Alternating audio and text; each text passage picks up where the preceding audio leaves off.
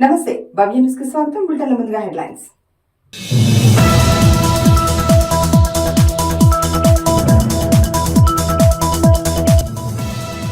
మానవత్వం చాటుకున్న సిద్దిపేట జిల్లా bus conductor. బస్సులో దొరికిన బంగారాన్ని బాధితురాలికి అందజేసిన దేవమ్మ.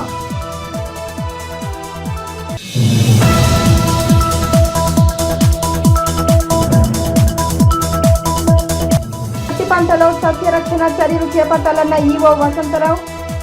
జగదేవ్పూర్ మండలం చాట్లపల్లి రైతు వేదికలో పురుగుల నివారణపై అవగాహన సదస్సు.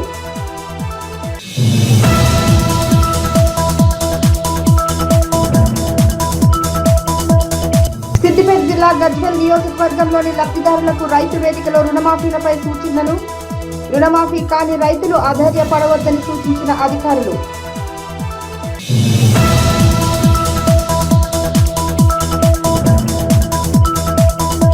పురపాలక మంత్రిగా కేటీఆర్ చేసిన అన్ని తప్పులు ఎవరు చేయలేదన్న బీజేపీ ఎంపీ. చెరువులు ఎక్కడ కబ్జా చేశారో 10 ఏళ్ల అధికారంలో ఉన్న కేటీఆర్ కు తెలియదా అని ప్రశ్నించిన రఘునందన్ రావు.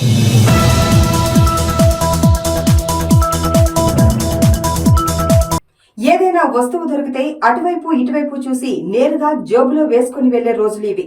కానీ ఓ బస్సు కండక్టర్ మాత్రం నగదు బంగారం దొరికితే నిజాయితీగా వారి బంగారం వారికే, వారి డబ్బులు వారికే అప్పగించిన ఘటన సిద్దిపేట జిల్లాలో చోటు చేసుకుంది. సిద్దిపేట జిల్లా దుబ్బాక మున్సిపల్ పరిధిలోని ధర్మాజిపేట గ్రామానికి చెందిన రాజమణి దుబ్బాక డిపోకు చెందిన ఆర్టీసీ బస్సు ఎక్కింది. అయితే బస్సు కామారెడ్డి వైపు వెళ్తోంది. రాజమణి బీబీపేటకు వెళ్లాల్సి ఉంది. అక్కడే దిగింది. బస్సులో ఆమె తెచ్చుకున్న పర్సు మర్చిపోయింది. అందులో 3.5 తులాల బంగారం, 3,000 నగదులు ఉన్నాయి. ఈ పర్సు కండక్టర్ దేవమ్మకు దొరికింది. బస్సు దిగిన దేవమ్మ పర్సు లేదని గమనించి కామారెడ్డి వైపు వెళ్లే బస్సును ఆటోలో ఓవర్టేక్ చేసి బస్సును ఆపి అడగగా పర్సు నాకే దొరికిందని కండక్టర్ చెప్పడంతో conductor Devamma RTC depot in charge manager Sukhender Reddy అధికారుల దృష్టికి తీసుకువెళ్లి వారి ఆదేశాల మేరకు డబ్బులను, నగదును రాజమణికి అప్పగించడం జరిగింది. బస్ కండక్టర్ నిజాయితీని మెచ్చుకున్న అధికారులు బాధితురాలు ఆమెకు శాలువాతో సన్మానం చేసింది. సంగం రాజమణి, నేను దుబ్బాకు వచ్చి బీపేట కామారెడ్డి బస్ దుబ్బాకలో ఎక్కినాను. ఎక్కిన తర్వాత బీపేటలో దిగిన తర్వాత పండ్ల బండి కాడికి పోయి చూసుకునేసరికి పర్సు లేదు. అందులో డబ్బులు ఉన్నాయి, గొలుసు ఉంది, పోయింది. తర్వాత అదే బస్సుకు ఫాలో అయ్యాను ఆటోలా. కామారెడ్డి దగ్గరలో బస్సు దొరికింది. బస్సు ఎక్కిన తర్వాత కండక్టర్కి అడిగితే మేడం ఉన్నాయి, నేను బంగారం ఉంది, డబ్బులు ఉన్నాయని చెప్పింది. చెప్పిన తర్వాత మళ్ళీ ఇటు రిటర్న్ దుబ్బాకు వచ్చాము. ఇక్కడ డిపోలా చెప్పిండ్రు, ఇస్తుండ్రు. ఎన్ని తులాలు ఉంటుందమ్మా? 3 తులాలన్నర. డబ్బులు 28. బీపేట కామారెడ్డి డ్యూటీ చేస్తున్నా నేను. దుబ్బాకల్లో ప్యాసింజర్ ఎక్కింది, బీపేట దిగింది. ఆమె బంగారము పర్సు పోయింది. పర్సు పోయినందుకు నాకు దొరికింది. దొరికిన తర్వాత ఆమె ఆటో తీసుకొని నాకు బండికి వచ్చి కామారెడ్డి దగ్గరికి వచ్చి అడిగితే నేను ఉన్నదమ్మా అని చెప్పిన. అదే బస్సులో దుబ్బాకు వచ్చింది. నేను మా డిపో ఇన్ఛార్జి లింగం సార్కు ఫోన్ చేయడం జరిగింది. ఇట్లని చెప్తే తీసుకొచ్చి డిపోలో అప్పచెప్పమన్నాడు. అందుకని అప్పచెప్పడం జరిగింది. 3 తులాలన్నర ఉన్నది, డబ్బులు ఉన్నాయి, ఇవ్వడం జరుగుతుంది. రామాయంపేట మండల కేంద్రంలోని శ్రీ వాసవి కన్యకా పరమేశ్వరి దేవాలయం 7వ వార్షికోత్సవ వేడుకలు ఘనంగా నిర్వహించారు. దేవాలయ వార్షికోత్సవం సందర్భంగా ఉదయం ఆర్యవైశ్య మహిళలు పెద్ద ఎత్తున హాజరై రామాయంపేట పట్టణంలోని మహంకాళి దేవాలయంలో ప్రత్యేక పూజలు చేశారు. రామాయంపేట మండల కేంద్రంలోని శ్రీ వాసవి కన్యకా పరమేశ్వరి దేవాలయం 7వ వార్షికోత్సవ వేడుకలు ఘనంగా నిర్వహించారు. దేవాలయ వార్షికోత్సవం సందర్భంగా ఆర్యవైశ్య మహిళలు ఉదయం నుండి పెద్ద ఎత్తున హాజరై రామాయంపేట పట్టణంలోని మహంకాళి దేవాలయంలో ప్రత్యేక పూజలు నిర్వహించి దేవాలయం నుండి కలశాలతో వాసవి కన్యకా పరమేశ్వరి దేవాలయం వరకు మహిళలంతా ఏకరూప దుస్తులు ధరించి చేతిలో కలశాలు పట్టుకొని ర్యాలీగా వెళ్లి కలశాలలో తీసుకువచ్చిన నీరు పంచామృతాలతో అభిషేకం నిర్వహించారు. ప్రత్యేక పూజలు నిర్వహించారు. అమ్మవారి కృపా కటాక్షాలతో వర్షాలు బాగా కురిసి పాడి పంటలు బాగుండాలని, ప్రజలంతా కూడా సుఖ సంతోషాలతో ఉండాలని వారు అమ్మవారిని కోరుకున్నట్లు తెలిపారు.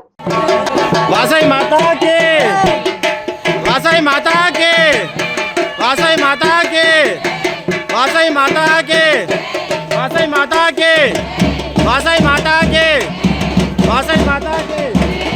वासई माता के वासई माता के वासई माता के वासई माता के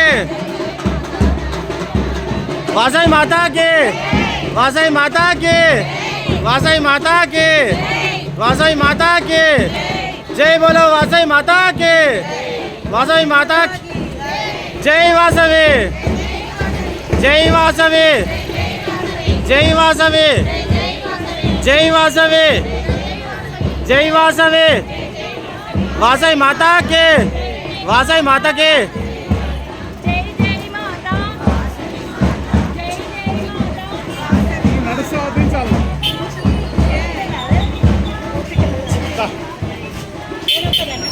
वासई माता की वासई माता के वासई माता के वासई माता के वासई माता के वासई माता के वासई माता के जय जय वासवे जय वासवे जय वासवे जय वासवे जय वासवी जय वासवे जय वासवे जय जय वासवे जय वासवे जय वासवे जय वासवे वासई माता के वासई माता के वासई माता के जय वासवे वासई मातावी वासई माता के वासई माता के वासई माता के वासई माता के जय वासवे గజ్వేల్ మండలంలోని సింగాటం ప్రాథమిక పాఠశాలలో ఈ రోజు కృష్ణాష్టమి వేడుకలను ఘనంగా నిర్వహించారు. ఈ కార్యక్రమానికి ఉన్నత పాఠశాల పీజీ ప్రధానోపాధ్యాయులు శ్రీధర్ రెడ్డి ముఖ్య అతిథిగా హాజరయ్యారు. గజ్వేల్ మండలంలోని సింగాటం ప్రాథమిక పాఠశాలలో ఈరోజు కృష్ణాష్టమి వేడుకలను ఘనంగా నిర్వహించడం జరిగిందని, దీనికి ఉన్నత పాఠశాల పీజీ ప్రధానోపాధ్యాయుడు శ్రీధర్ రెడ్డి ముఖ్య అతిథిగా విచ్చేసి కార్యక్రమాన్ని ఉద్దేశించి మాట్లాడారు. మన సంస్కృతి సంప్రదాయాలను భావితరాలకు అందించాల్సిన బాధ్యత మనందరి మీద ఉందని, విద్యతో పాటు వివిధ సాంస్కృతిక కార్యక్రమాల్లో విద్యార్థులను ప్రోత్సహించడం చాలా అవసరమన్నారు. ఈ వేడుకల్లో భాగంగా విద్యార్థులతో ఉట్టి కొట్టించడం జరిగిందన్నారు. మరియు సాంస్కృతిక కార్యక్రమాలు నిర్వహించిన విధానం చాలా గొప్పగా ఉందని, గోపికలు కృష్ణులుగా వేషధారణ ధరించిన విద్యార్థులను చూస్తే చాలా ఆనందంగా ఉందన్నారు. ఈ కార్యక్రమంలో పాఠశాల ప్రధానోపాధ్యాయుడు సంతోష్, ఉపాధ్యాయులు కునురు శేఖర్, యశోద, కృష్ణ, విద్యార్థులు పాల్గొన్నారు. పత్తి పంటలో సస్యరక్షణ చర్యలు చేపట్టాలని ఏఓ వసంతరావు పేర్కొన్నారు. శనివారం జగదేవ్పూర్ మండలంలోని చాట్లపల్లి రైతు వేదికలో దేశ్ పాండే ఫౌండేషన్ ఆధ్వర్యంలో పత్తి పంట సంరక్షణ, పురుగుల నివారణపై అవగాహన సదస్సు నిర్వహించారు. పత్తి పంటల్లో సస్యరక్షణ చర్యలు చేపట్టాలని ఏఓ వసంతరావు పేర్కొన్నారు. శనివారం జయదేవ్పూర్ మండలంలో చాట్లపల్లి రైతు వేదికలో దేశ్ పాండే ఫౌండేషన్ ఆధ్వర్యంలో పత్తి పంట సంరక్షణ, పురుగుల నివారణపై అవగాహన సదస్సు నిర్వహించారు. ఈ సందర్భంగా వారు మాట్లాడుతూ పత్తి పంట దిగుబడి ఎక్కువగా రావాలంటే సస్యరక్షణ చర్యలు చేపట్టాలన్నారు. మోతాదుకు మించి మందులను పిచికారీ చేస్తే మిత్ర పురుగులు చనిపోయి పంటను నాశనం చేసే పురుగుల సంఖ్య పెరుగుతుందని వివరించారు. గులాబీ రంగు కాయతొలుచు పురుగు నియంత్రణ చర్యలు తీసుకోవాలని తెలిపారు. బీటీ పత్తి పంటలో నాన్ బీటీ పత్తి పంటలను పంట చుట్టూ విత్తుకుంటే గులాబీ రంగు పురుగు నివారణ చేయవచ్చని వివరించారు. రైతులు సాగు చేసే పంటల సంరక్షణ కోసమే దేశ్ పాండే ఫౌండేషన్ పనిచేస్తుందన్నారు. ప్రతి రైతు లింగాకర్షణ బుట్టలను వాడుకోవాలని సూచించారు. లింగాకర్షక బుట్టలు పంటల రక్షణకు నిలుస్తాయన్నారు. ఎకరాకు 8 లింగాకర్షక బుట్టలు వాడాలన్నారు. అనంతరం 175 మంది రైతులకు లింగాకర్ష బుట్టలను పంపిణీ చేశారు. ఈ కార్యక్రమంలో ఈఓ కృష్ణమూర్తి, ఎల్ఈసి ప్రతినిధులు అఖిలేష్, రాఘవరెడ్డి, బెహర్ కంపెనీ ప్రతినిధులు Narasimha Reddy, Desh Pande foundation project coordinator Prem Satish, Pushyamitra, manager Rajender తదితరులు పాల్గొన్నారు. 10 నుంచి 5 నుంచి 10 6 7 8 రకరకాలు వచ్చాయి. అంతేనా? ఎవరైనా 15 వచ్చిన వాళ్ళు ఉన్నారా? నిజంగా వచ్చిందా? నిజంగా నల్లగా 5 సంవత్సరాల నుంచి కూడా ఏంటంటే దిగుబడులు బాగా తగ్గుతున్నాయి. అవునా? ఇప్పుడు సరే ఒకరిద్దరికి 15 రావచ్చు, యావరేజ్ తీసుకున్నట్టే 7-8 ఉన్నాయి. దాదాపు రకరకాల ప్రాబ్లమ్స్ ఉన్నాయి. అందులో ఈ గులాబీ రంగు కావచ్చు. ఈ వర్షాలు ఇప్పుడు పడుతున్నాయి. ఇప్పుడు ఏమైనా మొక్క వచ్చిన రాలిపోతుంది. రేపు పొద్దున పత్తి కాయ పగిలినప్పుడు వర్షం పడుతుంది, అది పత్తి నేలపలవుతుంది. ఈ ప్రాబ్లమ్స్ అన్ని దీనికి తోడు ముఖ్యంగా ఈ గులాబీ రంగు ఇవన్నీ ప్రాబ్లమ్స్ తోడే రైతుకి దిగుబడి రాకుండా నాశనం చేస్తుంది. సో ఇప్పుడు దానికి మనం ఏం చేయాలి? ఇందాక సార్ ఆల్రెడీ చెప్పారు, ఏవో సార్ కూడా బాగా క్లియర్గా చెప్పారు క్లుప్తంగా. నేను జస్ట్ ఒక సమరైజ్ చేస్తాను, ఒక 5 నిమిషాలు. ఏ విధంగా చేస్తే కంట్రోల్ అవుతుంది. ఈ పురుగు అనేది ఏంటంటే ఇప్పుడు సరైన టైం దానికి రావడానికి, అటాక్ అవడానికి. ఈ 50 నుంచి 60 రోజుల దశ ఏదైతే ఉందో, పూత దశ స్టార్ట్ అయిన తర్వాత పూత నుంచి కాయ వస్తుంది కదా, ఇప్పుడు అనేది ఈ పురుగు అటాక్ అవడానికి దానికి మంచి సరైన టైము, మనకు బ్యాడ్ టైం అట్లా ఉంది. కాబట్టి ఏంటంటే ఈ టైంలో వస్తుంది కాబట్టి దాన్ని పత్తి రైతులు ఏ విధంగా కంట్రోల్ చేసుకోవాలనే ఉద్దేశంతో ఈ గుట్టల ద్వారా అయితే కంపల్సరీ కంట్రోల్ చేసుకోవచ్చు, అదేవిధంగా పురుగు మందు ద్వారా కంట్రోల్ చేసుకుంటారనే ఉద్దేశంతో సరైన టైం చూసి ఇక్కడ మనం ఎల్డీసీ వారి ఆధ్వర్యంలో ఈ యొక్క మీటింగ్ పెట్టి మీకు అందరికి గుట్టలు అనేది ఇవ్వడం జరుగుతుంది అన్నమాట. వరి తర్వాత పత్తి ఎక్కువ మొత్తంలో పండిస్తారు మన జిల్లా తీసుకున్నట్టయితే సిద్దిపేట జిల్లాలో 3,60,000 ఎకరాలు వరి పండిస్తారు. తర్వాత 1,10,000 ఎకరాల్లో పత్తి సాగు అవుతుంది. కానీ ఈ సంవత్సరం కొంచెం తగ్గింది. 96,000 ఎకరాల్లో మన సిద్దిపేటలో పత్తి సాగు చేయడం జరుగుతుంది. మన మండలానికి వచ్చినట్టయితే మన జగదేవ్పూర్ మండలంలో పోయిన సంవత్సరం 16,000 ఎకరాల్లో సాగు అయింది. ఈసారి 15,600 ఎకరాల్లో సాగు చేయడం జరుగుతూ ఉంది. ముఖ్యంగా చూసుకున్నట్టయితే మనకి జగదేవ్పూర్ అండ్ గజ్వేల్ ఈ రెండు కూడా పత్తిలో ఎక్కువ మొత్తంలో పండిస్తుంది. ఈ రెండు మండలాల్లో ఉంటుంది. దాదాపు 30,000 నుంచి 32,000 ఎకరాల దాకా జిల్లా మొత్తం సాగు మీద వంతాడు ఇక్కడే ఉంటాయి ఈ రెండు మండలాలు. కాబట్టి ఇట్లాంటి ప్రోగ్రామ్స్ అనేది ఇక్కడ పెట్టినందుకు ముందుగా దేశపాండే ఫౌండేషన్ వాళ్ళకి ధన్యవాదాలు తెలుపుతున్నాను. ఈ పత్తికి వచ్చినట్టయితే మన గ్రామం తీసుకున్నట్టయితే దాదాపు 600 నుంచి 700 ఎకరాల దాకా పత్తి సాగు చేయడం జరుగుతుంది మన గ్రామంలో. సరే, ఈ పత్తి కానీ వరి కానీ ఏదైనా కూడా రైతు మనం ఎందుకు సాగు చేస్తున్నామంటే మనకి లాభం కోసం. మనం చేస్తున్న పనిలో లాభం లేకపోతే ఎక్కువ రోజులు ఆ పని అనేది చేయలేము. స్టాఫ్ ఉంటారు, ఆయన ప్రతిరోజు గ్రామాలకు వచ్చి పత్తి మీద సలహాలు సూచనలు ఇస్తారు. ఇదంతా మీకు తెలిసిందే. అట్లా మీ దగ్గర మీ తోటి మిత్రులు ఎంతమంది ఉన్నారంటే 3,200 మంది. అందులో ఈ సంవత్సరం గాను 1,600 మంది పత్తి పండిస్తున్నారు. మిగతా వాళ్ళు పంట మార్పిడిలో ఉన్నారు, అంటే వాళ్ళు వేరే పంట నేర్చుకున్నారు. అలాంటివి జరిగింది. సో ఇప్పుడు ఈరోజు ఈ కార్యక్రమం పెట్టడానికి ముఖ్య కారణం ఏంటంటే పత్తి పండిస్తున్నాం కానీ పెట్టుబడి మాత్రం తగ్గిపోతారు. రేట్ ఆఫ్ రిటర్న్స్ అనేది లేకుండా అవుతాను మొత్తం. ఎట్లా అంటే ఒక డీలర్ మీద మనం డిపెండ్ అయ్యి ఏది ఇప్పటికీ చాలా మంది తక్కువగా మట్టింది డీలర్. కొంతమంది మంచి డీలర్లు కూడా మనకు సహకరిస్తున్నారు. ఏమేమి మందులు పెట్టాలో అదే పెడుతున్నారు, ఏది రైతుకు ముందుకు తీసుకెళ్లాలో అదే పెడుతున్నారు. కాబట్టి కావున ఈ కార్యక్రమం ఉద్దేశించి నేను ఏం చెప్పదలుచుకున్నా అంటే ఒకే విధమైన అంటే ప్రాచీన పద్ధతులు పాటిస్తూనే ఈ మందులు ఏదైతే ఉన్నాయో క్రమేపీ తగ్గించుకుంటూ రావాలి. ప్రతి సంవత్సరం మీది మందులు వాడకం అనేది తగ్గుముఖం పట్టాలి. ఈ సంవత్సరం మీరు 10 మందులు వాడితే వచ్చే సంవత్సరం దాన్ని కనిష్టంగా 6 మందులు తగ్గించాలి. ఇది తగ్గించాలంటే ఏం చేయాలంటే మేము ఫెరమోన్ ట్రాప్స్ అని ఇచ్చేవాళ్ళం. ఫెరమోన్ ట్రాప్స్ అని ప్రతి డెమోకి ప్రతి ఊరికి ఒక డెమో పెట్టుకున్నాం. ఆ డెమో మందుకే ఇచ్చేది మేము. తర్వాత రైతులకి ఏమైనా ఇద్దామంటే ఈ లోకల్లో ఎన్నిసార్లు డీలర్కి మేము ఎంకరేజ్ చేసినా పాపం వాళ్ళకి సేల్స్ లేక వాళ్ళు పెట్టేవాళ్ళు కాదు. కాబట్టి ఈ సంవత్సరం మేము 175 మంది రైతులతో డైరెక్ట్ ఊరికి ఒక్కరు కాకుండా మొత్తం అన్ని ఊళ్ళు కలిపేటట్టు ఒక 175 మందికి మేము ట్రాపులు ఇచ్చి ఇది ఎట్లా సంవత్సరం నువ్వు చెప్తావు, ఇంకో రైతుకు చెప్తావు ఇది ఎట్లా పని చేస్తుంది, ఏం చేస్తుంది అనేది.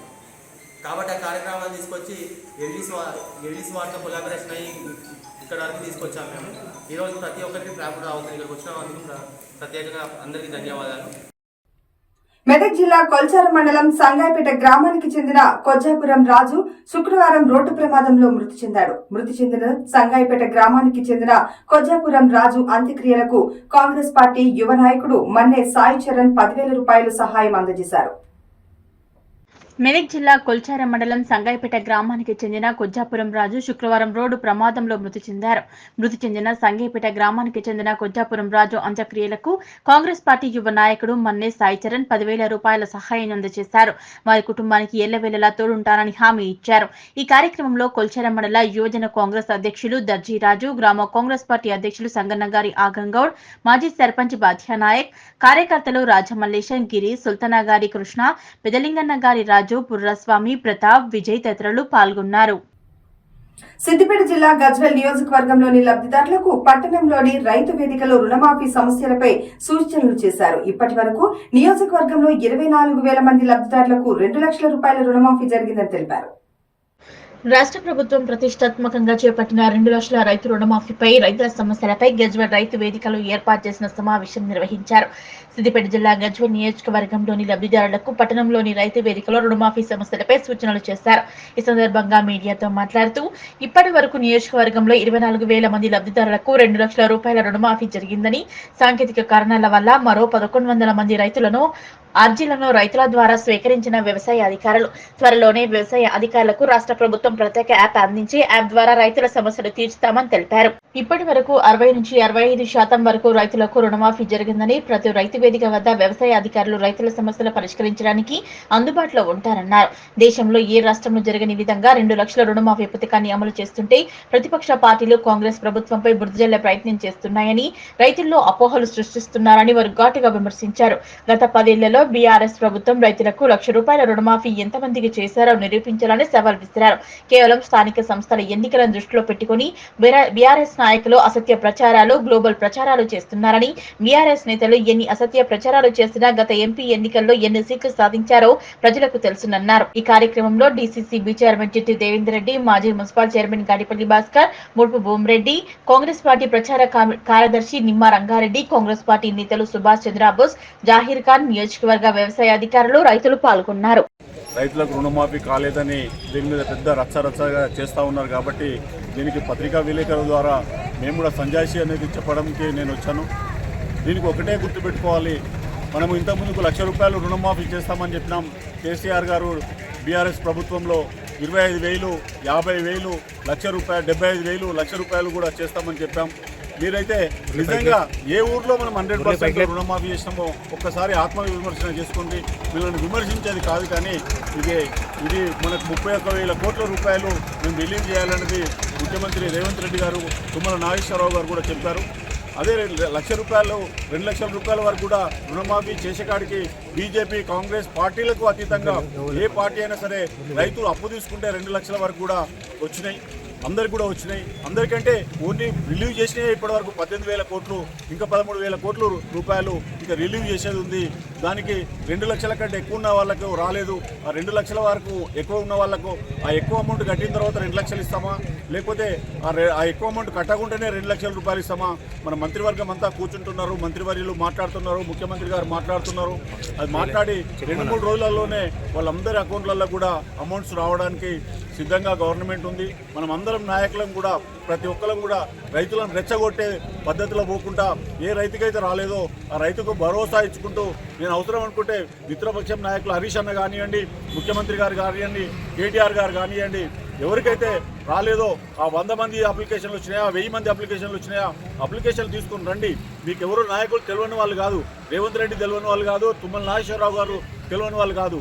అక్కడికి వచ్చేసి వాళ్ళ దగ్గర పెట్టేసి వాళ్ళందరికీ కూడా తప్పకుండా రుణమాఫీ చేపించడానికి సిద్ధంగా ఉండాలి. ఎవరికో రేషన్ కార్డు లేదు ఇక నీకు మాఫీ కాదు, రేషన్ కార్డు లేని వాళ్ళకు ఎట్లా చేద్దాం, ఆధార్ కార్డు లేని వాళ్ళకి ఎట్లా చేద్దాం, రుణమాఫీ ఎట్లా చేద్దామనే ఆలోచనలే ఉంది గవర్నమెంట్ తప్ప మేము వీళ్ళకి ఇచ్చేసి 18,000 కోట్లు ఇచ్చి చేతులు దుడుపుకున్న దానిలో లేరు. ఇంకా 13,000 రూపాయలు కూడా, 13,000 కోట్ల రూపాయలు కూడా తప్పకుండా ఇవ్వడానికి సిద్ధంగా ఉంది గవర్నమెంట్గా. కంపల్సరీ ఒక 4-5 రోజులలోనే చేసి ముఖ్యమంత్రి గారు కూడా, మంత్రి గారితో కూడా మేము మాట్లాడడం జరిగింది. అందరికీ ప్రతి రైతుకు కూడా 2 లక్షల వరకు రుణమాఫీ చేస్తామన్నారు. దానిలో గైడ్లైన్స్ ప్రకారం కొంతమందికి ఎవరికైనా పెద్ద ఇన్కమ్ ట్యాక్స్ కట్టే వాళ్ళకు రాకపోవచ్చు తప్ప ఇన్కమ్ ట్యాక్స్ రిన్యువల్ చేసుకొని ఏదో చిన్న ఇల్లు లోన్ కోసమో లేకపోతే బైక్ లోన్ కోసమో చేసుకునే వాళ్ళకు కూడా 50,000, 60,000 కట్టుకునే వాళ్ళకు కూడా మాఫీ చేయాలని ఆలోచనతో మా నాయకుడు రాహుల్ గాంధీని తీసుకొచ్చి వరంగల్లో ప్రకటించి ఆ బాధ్యత నెరవేర్చే విధంగా కాంగ్రెస్ ప్రభుత్వం పనిచేస్తుంది. మేమే చెప్పినాం 31,000 కోట్లు మేము రైతు రుణమాఫీ చేస్తున్నామని, కానీ ఇప్పటికి పంపిణీ జరిగింది 18,000 కోట్లే. ఇంకా 13,000 కోట్లు రుణమాఫీ చేసేది ఉంది. అవి కూడా చిన్న క్లారిఫికేషన్ తీసుకొని రైతులందరికీ రుణమాఫీ చేయాలనే ఆలోచనతోనే ప్రభుత్వం 31,000 కోట్లు పెట్టుకుంది. 13,000 కోట్లు ఇంకా బ్యాంకులలో ఉన్నాయి. వాళ్ళన్నీ కూడా రైతులకు చేసే బాధ్యత తీసుకుంటాం. కానీ నిన్నగాక మొన్న ఈ టీఆర్ఎస్ వాళ్ళు ఒక ధారణ పెట్టుకోరు, రైతు రుణమాఫీ చేయలేదని. కానీ ఆ ధారణలో ఎంతమంది రైతులు ఉన్నారు వాళ్ళందరికీ కూడా మా దగ్గర ఫొటోస్ ఉన్నాయి. వాళ్ళని రేపా ఇంకా 4 రోజుల లోపల రానోళ్ళందరూ వచ్చి కూడా ఇక్కడ ఏవో రైతు వేదిక ఆ దొరనే కట్టించిండు, అక్కడ వచ్చి అప్లికేషన్స్ ఇస్తే వాళ్ళందరికీ ఇచ్చే ప్రయత్నం కూడా చేస్తాం. సరే, ఇవన్నీ చేస్తూ మరి మన ఎమ్మెల్యే కేసీఆర్ ఉండే అందరికీ ముఖ్యమంత్రి మనకు ఎన్ని వాగ్దానాలు చేసిండో మీ అందరికి తెలవాలి. 2014 2018 450 వాగ్దానాలు చేసిండు ఆయన. ఒక్కొక్క వాగ్దానాలు అన్నింటిలోకి పోలేము, కొన్నైనా మీరు చూడాలి. రైతులకు దళితులకు 3 ఎకరాలు ఇస్తా అన్నాడు. కానీ మీకు తెలవాలి, మన గజ్వేల్ ఆయన ఎమ్మెల్యే మొదలైతే గజ్వేల్ ఇవ్వాలి. 3 ఎకరాలకు ఎన్ని ఎకరాలు ఇచ్చిర్రో ఒక 10% కూడా ఇవ్వాలి. ఉన్నాయి గుంజుకున్నారు పేద రైతులది. అదేవిధంగా మేము అడగలే, దొర గెలవంగానే ఇక్కడికి వచ్చిండు, విజయోత్సవ సభ పెట్టుకున్నాడు, 5,000 ఇండ్లు మున్సిపాలిటీకి ఇస్తా అన్నాడు. ఇప్పటికి కూడా ఎవ్వరు రేషంతో అడుగుతలేరు. 5,000 ఇస్తా అని ఎన్ని ఇచ్చిండో మీరు చూడాలి. ఆయన కట్టించినవి 1,200 1,800 కట్టించినవి ఎవరికి ఇచ్చిరో మీకు తెలుసు. అక్కడ ముంపు గ్రామాల మల్లన్న సాగర్ కొండపోచమ్మ వాళ్ళు వచ్చిన వాళ్ళకు ఇచ్చి ఇప్పుడు చాట్ల తౌడేసి మన కొట్లాట పెడుతున్నాడు. అవి అలాట్ చేసి పోయే ముందు ఎవరికో ఇచ్చిరా అన్నాడు. ఆ ఇచ్చిన వాళ్ళకి అప్పచెప్పిండా? అప్పచెప్పలే. అంటే ఒక ఏ విధంగా ఉన్నది ఆయన మనస్తత్వం. నేను ఎట్లయినా ఓడిపోతున్నా, వీళ్ళకి కొట్లాట పెట్టాలి, ఎవరు ఆ ఇళ్ళలు ఉండొద్దు, ఆ ముంపు గ్రామస్తులకు ఇచ్చే ప్యాకేజ్ ఇయ్యలే, కొత్తగా గజ్వేల్ వాళ్ళకి ఇస్తా అని ఆ ఇళ్ళలో సర్టిఫికేట్స్ ఇచ్చారు. వాళ్ళిద్దరు కొట్లాడుకుంటారు. అంటే కేసీఆర్ మనస్తత్వం ఎట్లడో మీ అందరు తెలవాలి. నేను నన్ను మళ్ళీ 3వ గెలిపించినా ఇక్కడ గజ్వేల్లో ఎవరు సుఖంగా ఉండొద్దు, కొట్లాడుకుంటూ ఉండాలి. చాట్లతో ఓడేసి వాళ్ళిద్దరు కొట్లాడబెట్టాడు. మరి అదేవిధంగా సర్వే చేయించినావు, సర్వేలో ఏం తేలింది? 40% మందికి ఇల్లు లేవన్నారు. అంటే 40% మందికి నువ్వు 40 లక్షల ఇల్లు కట్టియాలి. కానీ నువ్వు మొత్తం రాష్ట్రంలో 3 లక్షలు కట్టించినావు. అదేవిధంగా గజ్వేల్ ఎన్ని కట్టించినావో నీకు తెలుసు. మల్లన్న మన ఎర్రవల్లి నరసన్నపేట ఆడ కూడా అనుకున్నాను కట్టియలే. నువ్వు ఎమ్మెల్యే ఉండే మాకు చేయలే, ఇంకా వేరే వాళ్ళకి చేస్తా అని మాటిస్తున్నావు. ఈ విధంగా నువ్వు శ్వేతపత్రం రిలీజ్ అయ్యి నువ్వు ఉన్నప్పుడు ఎమ్మెల్యే ఉన్నప్పుడు 10 ఏళ్ళ గజ్వేల్ వాసులకు ఏం చేసినావు, ఎందుకు చేయలేకపోయినావు? ఒక రింగ్ రోడ్ తీసుకున్నావు, ఎవడైనా చూస్తే ఉంచుతాడు. ముఖ్యమంత్రి అయ్యి కూడా ఒక రింగ్ రోడ్ పూర్తి చేయలేని అసమర్థుడు కేసీఆర్. మరి ఇవన్నీ చర్చకు మేము రెడీ. ఇక ఈ దొరగోడు కొత్త తుపాకి రామన్ లెక్క తిరుగుతున్నాడు. నేను అది చేసిన ఇది చేసిన.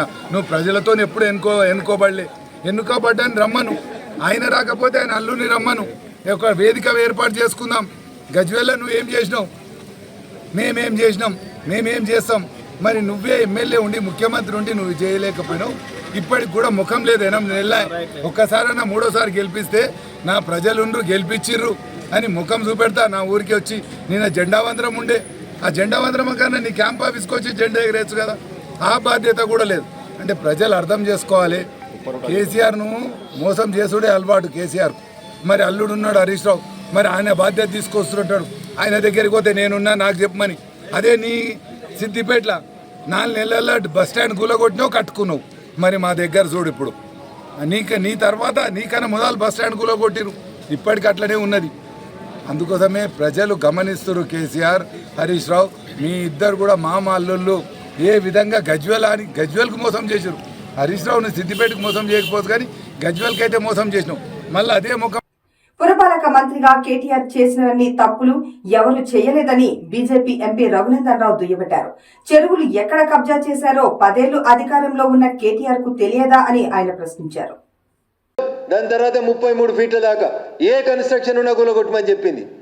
అరే 3.5 ఎకరాలు మార్కింగ్ ఇచ్చింది కదా టీఆర్ఎస్ ప్రభుత్వం, ఎన్ కన్వెన్షన్ కబ్జా చేసిందని. ఇంకా మళ్ళీ హైకోర్టు స్టే ఇచ్చుడు ఏంటండి? స్టే అయింది నాకు తెలియదు. ఏ కోర్టు చెప్తే సర్వే చేసిర్రు? అదే హైకోర్టు చెప్పింది కదా. కొద్దిగా ఓపికగా చూడుర్రి, దయించి చెరువులను పరిరక్షించుర్రి. పక్కన వాయనాడు కనబడ్డది, 2 నెలల కింద ఉత్తరాఖండ్ కనబడ్డది. దేశంలో ఎకలాజికల్ ఇంబ్యాలెన్స్ జరుగుతుంది. చెరువులు, కుంటలు, కొండలు, కోనలు, ప్రకృతి విధ్వంసం జరుగుతుంది. అయ్యా జడ్జిల్లారా, తొందర లేదు బంగ్లాలు కూలిపోతే కూలగొట్టని ఇన్రి. దానికి చట్టబద్ధత ఉందా లేదా అని మీరు అడిగినారు కాబట్టి నేను జీవో 157 తీసుకొచ్చిన. Honorable High Court of Andhra Pradesh in a writ petition filed in 2007 and 8 categorically said all the lakes of the Hyderabad should be protected. మళ్ళీ మీరు ఎందుకు స్టే ఇస్తారు? ఇంకా రిట్ పిటిషన్ నెంబర్ చెప్పమంటే చెప్తా జడ్జిలకి.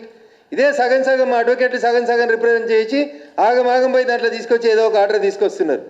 Yes, writ petition number 9386 14,728 of 2007 and 2072 of 2008 ఈ రెండిట్లలో high court judgement ఇచ్చింది 2007లో 8లో. 2007లో 8లో చెరువుల్ని కాపాడమని సాక్షాత్తు ఆంధ్రప్రదేశ్ సర్వోన్నత న్యాయస్థానం తీర్పిస్తుంది.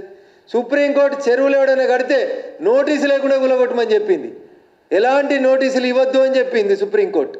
All buffer zones, all FTLs should be demolished without any notice అని సుప్రీంకోర్టు చెప్పింది. దానికంటే పెద్ద కోర్టు ఏముంటుందన్న ఈ దేశంలో?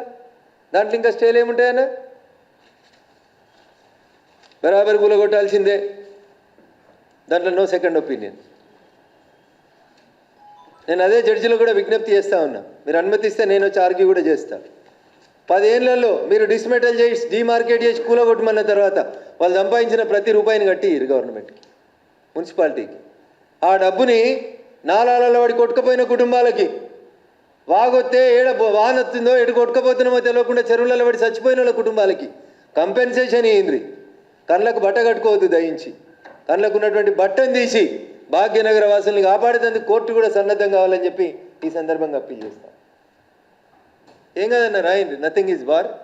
దీంట్లో ఏం కోర్టులకేం మనం ఏం దూషిస్తలేం, జడ్జిలను ఏం దూషిస్తలేం. తెలియాల్సిందే, 4 గోడల మధ్యలో కూర్చొని చేయడంగా తెలియాల్సిందే ఖచ్చితంగా. ఎన్ కన్వెన్షన్ మీద గతంలో హైకోర్టు ఇచ్చిన జడ్జిమెంట్లు ఏమున్నాయి తీసుకొని చూడురు మీరే. మీ దగ్గర ఉన్న మీ రిజిస్ట్రార్లను అడుగుండ్రి, what are the earlier judgements on N convention. Survey చేసి డిమార్కెట్ చేసినాక డిస్మెటల్ చేయమనాలి, కానీ స్టే ఇచ్చుడు ఎందుకండి? ఎవరిని గౌరవించేందుకు స్టే ఇస్తున్నారు అంటే మీకంటే ముందు ఇచ్చినటువంటి జడ్జి ఇచ్చినటువంటి ఆర్డర్ని మనం వద్దందామా? So this is not fair on the part of the.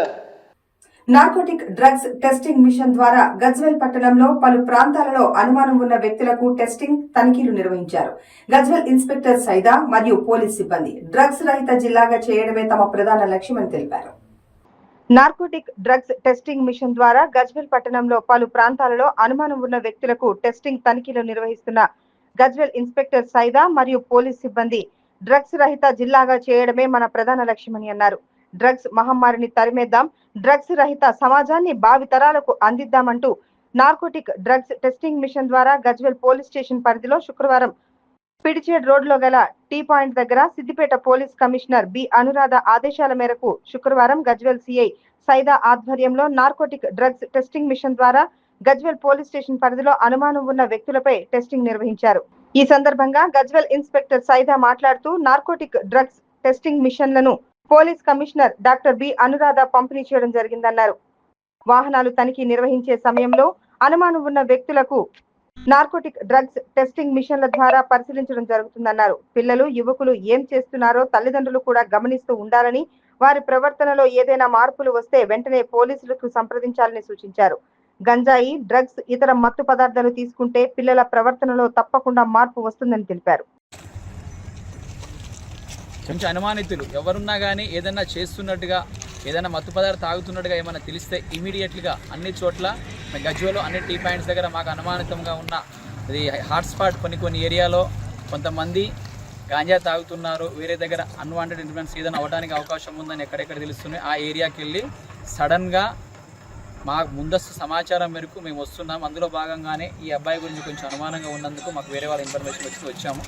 మేము చెక్ చేస్తున్నాం. దీంట్లో అంతకుముందు బ్లడ్ షాంపుల్ తీయటము, హాస్పిటల్కి పంపించడము, హాస్పిటల్కి పంపించిన తర్వాత బ్లడ్ షాంపుల్ తీసుకొని ఫోరెన్సిక్స్ అండ్ ల్యాబొరేటరీకి పంపించడం అన్నీ చేసేటోళ్ళు.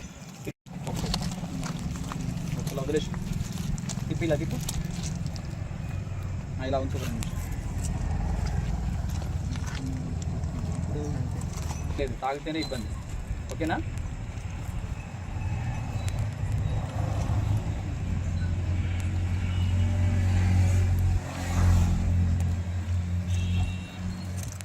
ఇది ఈ అబ్బాయి పైన అనుమానం ఉన్నందుకు గాను చేశాము. ఇందులో ఒకవేళ ఇతను కనుక గాంజా కనుక తాగినట్లయితే ఏదన్నా మత్తు పదార్థం ఎటువంటిది ఏమైనా కానీ ఏ టైప్ ఆఫ్ డ్రగ్స్ అయినా ఉండొచ్చు, అవి కనుక తాగితే ఆటోమేటిక్గా మాకు సంబంధించిన కలర్స్ వచ్చేస్తాయి. ఎన్ని టైప్స్ ఆఫ్ డ్రగ్స్, దాదాపుగా దానికి 8 రకాలుగా డ్రగ్స్ ఉన్నాయన్నీ. ఏం తాగినా కానీ దీంట్లో మార్క్స్ వచ్చేస్తాయి. ఏదైనా తాగలేదు, ఇది మాకు వచ్చే అనుమానం, మాకు వచ్చిన ఇన్ఫర్మేషన్ రాంగ్, ఇది కరెక్ట్ కాదు. ఒకవేళ ఇలా తాగినట్లు ఎవరైనా ఉన్నట్లయితే ఇమీడియట్గా మేము చట్టపరంగా ఏ విధంగా ఉంటే ఆ విధంగా శిక్ష అర్హుల అవకాశం ఉంది. దయచేసి మీరు ఈరోజు తాగాను కదా, తాగిన తర్వాత నాకేం కాదులే అనుకుంటారు. అది దాదాపుగా 5 to 6 days 10 days వరకు ఎప్పుడు తాగినా కానీ 10 days వరకు మన యూరిన్లో మన బ్లడ్లో ఉండడానికి అవకాశం ఉంటుంది. కాబట్టి ఇటువంటి వాటికి ఎవరు అలవాటు పడకుండా ఉండాలి, ఎవరు అలాంటివి చేయొద్దు. కొత్తగా లేటెస్ట్ వచ్చిన టెక్నిక్స్ అవన్నీ ఆటోమేటిక్ ఈరోజు కూడా వేరే చోట్ల అన్ని చోట్ల చేస్తున్నాము. కాబట్టి దయచేసి ఇక్కడున్న యువకులకు అందరికీ మేము తెలియజేస్తున్నాం మా యొక్క పోలీస్ వారి విజ్ఞప్తి. మా గజ్వేల్ పోలీస్ స్టేషన్ సరౌండింగ్ ఏరియాలో మేము కొన్ని ఏరియాలో ఆల్రెడీ హాట్స్పాట్గా ఐడెంటిఫై చేశాము. అది దేని గురించి అంటే చాలామంది పిల్లలు తెలుసో తెలియకో కావాలని ఉద్దేశపూర్వకం కావచ్చు, ఏ రూపంలోనే కావచ్చు, కొంతమంది మత్తు పదార్థాలు సేవిస్తున్నారని మాకు తెలిసింది. అందులో భాగంగానే మేము ప్రతిరోజు అన్ని ఏరియాలో పెట్రోలింగ్ చేస్తున్నాము. ఇప్పుడు మా గవర్నమెంట్ తరఫున పోలీస్ వారి తరఫున మాకు ఒక కిట్ ఇచ్చారు. అంటే దానికి సంబంధించి ఎవరన్నా ఒక వ్యక్తి మత్తు పదార్థంగా తాగినట్లయితే ఇమీడియట్గా అతనికి సంబంధించిన యూరిన్ షాంపూలు కలెక్ట్ చేసుకొని ఇచ్చిన కిట్లో మేము కనుక యూరిన్ షాంపూ ద్వారా పరీక్షించినట్లయితే ఇమీడియట్గా అతను తాగాడా లేదా అని తెలుస్తుంది. కాబట్టి అటువంటి వ్యక్తులు ఎవరైనా ఉన్నట్లయితే ఇమీడియట్గా అతను తీసుకొని వారిపైన చట్టరీత్యా చర్య తీసుకుంటున్నాము.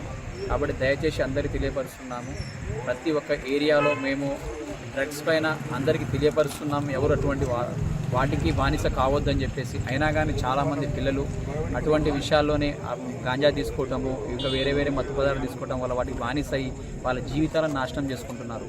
కాబట్టి ఎవరన్నా కానీ ఎటువంటి వాటికి అలవాటు పడి ఏదన్నా కానీ తెలిసి తెలియక ఏదైనా జరిగినా మత్తు పదార్థాలు బానిస అయ్యి దాని కాన్సిక్వెన్స్ ఏమైనా కానీ మేము ఇమీడియట్గా మాకు తెలిసిపోద్ది. మేము యూజ్ చేస్తున్న కిట్ ద్వారా ఇమీడియట్గా అతను తాగాడా లేదా తెలుస్తుంది, వాటిపైన కఠిన చర్యలు తీసుకుంటున్నాము. అందులో భాగంగానే ఈరోజు మాకు ఈ పిట్చేడ్ రోడ్లోని ఒక టీ స్టాల్ దగ్గర ఒక చిన్న ఇన్ఫర్మేషన్ వచ్చింది. ఆ ఇన్ఫర్మేషన్లో భాగంగానే ఈరోజు మేము ఇక్కడికి కూడా వచ్చి కొంతమంది అనుమానితుల యొక్క యూరిన్ షాంపూలు కూడా మాకు ఇచ్చిన కిట్ ద్వారా తీసుకున్నాము. అందులో వాటిపైన ఎటువంటి మార్క్స్ కానీ రాలేదు.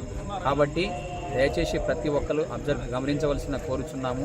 ఈ మత్తు పదార్థ డ్రగ్స్కి ఎవరు బానిస కాకుండా ఉండవలసిందిగా ప్రతి ఒక్కరి బాధ్యతగా వాళ్ళ పేరెంట్స్ కూడా వాళ్ళ పిల్లలు ఏం చేస్తున్నారని గమనించవలసిందిగా మా యొక్క విజ్ఞప్తి. థ్యాంక్ యూ అండి. Thank you.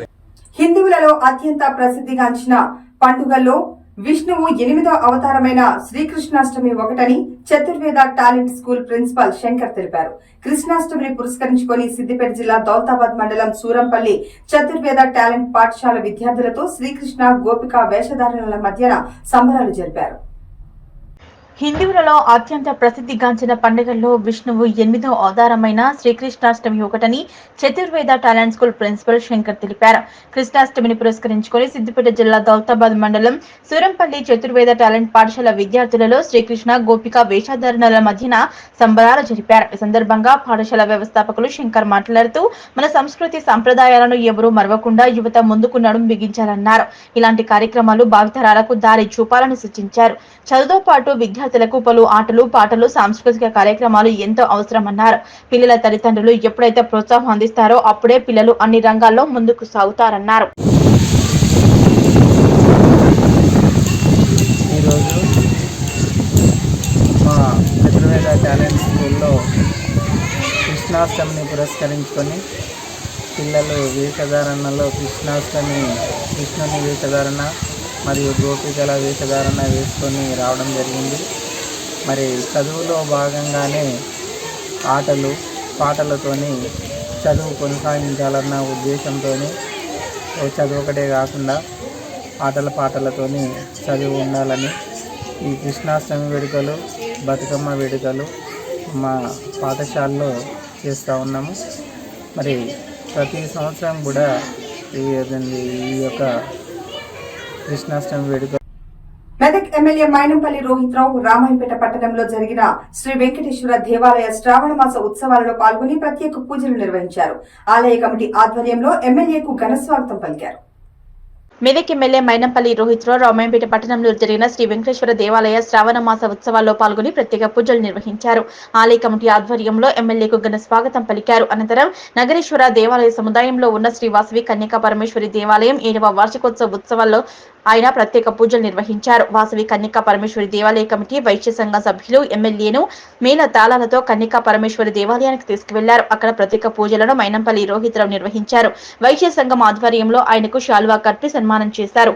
దేవతామూర్తుల కృపా కటాక్షలతో నియోజకవర్గ ప్రజలతో పాటు రాష్ట్ర ప్రజలంతా కూడా సుఖ సంతోషాలు ఉండాలని, పాడి పంటలతో బాగుండాలని, రైతులంతా సంతోషంగా ఉండాలని అమ్మవారిని కోరుకున్నట్లు తెలిపారు. ఈ కార్యక్రమంలో కాంగ్రెస్ సీనియర్ నాయకులు చౌదరి సుప్రభాతరావు, కాంగ్రెస్ అధికార ప్రతినిధి పల్లె రామచంద్రగౌడ్, కాంగ్రెస్ నాయకులు విప్లవ్ కుమార్, అల్లాడి వెంకటేశం, కుమార్ సాగర్, చింతల స్వామి, చిలిక స్వామి, డాకి స్వామి, కౌన్సిలర్లు దేమె యాదగిరి, దేవుని జయరాజు, సుందర్ సింగ్, చిలిక గంగాధర్, ముదిరాజ్, సంఘం నాయకుడు పుట్టిరాజు, ఆర్యవేశ సంఘం సభ్యులు, దేవాలయ కమిటీ సభ్యులు పాల్గొన్నారు.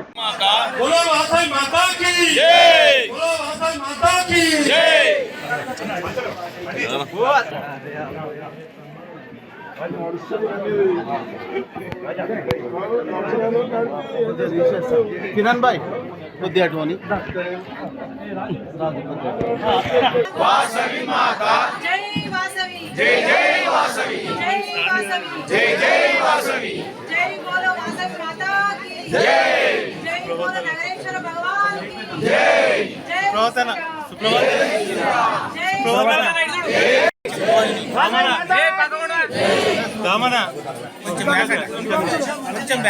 बोलो वासवी माता की बोलो वासवी माता की ऐसा अंटुकुनेది बोलो कन्यका परमेश्वरी माता की बोलो नगरेश्वर भगवान की बोलो शंकर भगवान की बोलो विघ्नेश्वर भगवान की बोलो वीरांजनेय भगवान की बोलो कन्यका परमेश्वरी माता की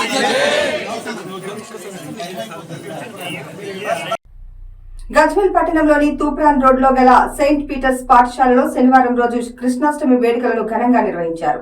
అనంతరం ఉన్నత పాఠశాల ప్రిన్సిపల్ ఫాదర్ ఫిలిక్స్ మరియు రజనీ కరస్పాండెంట్ సేవియర్ పిల్లలను ఉద్దేశించి మాట్లాడారు.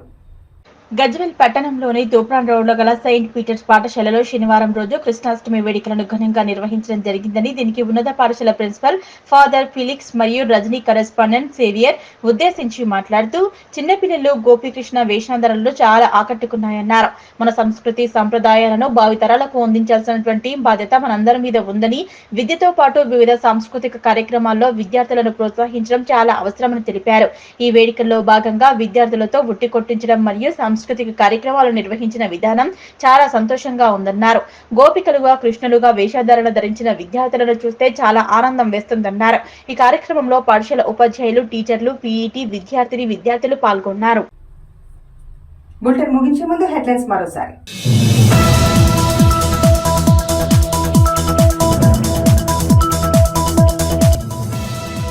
మానవత్వం చాటుకున్న సిద్దిపేట జిల్లా బస్ కండక్టర్, బస్సులో దొరికిన బంగారాన్ని బాధితురాలికి అందజేసిన దేవమ్మ.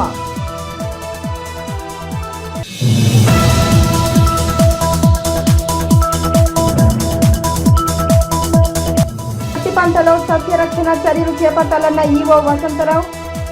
జగదేవ్పూర్ మండలం చాట్లపల్లి రైతు వేదికలో పురుగుల నివారణపై అవగాహన సదస్సు.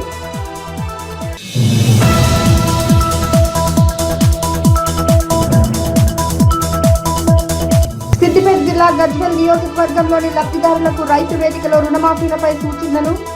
రుణమాఫీ కాని రైతులు అధైర్యపడవద్దని సూచించిన అధికారులు.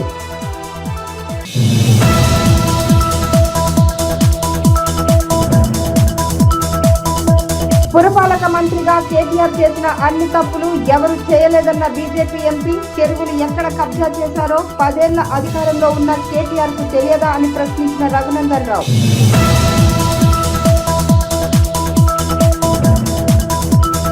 ఇవి బులెటిన్ విశేషాలు. చూస్తూనే ఉండండి భవ్య టీవీ.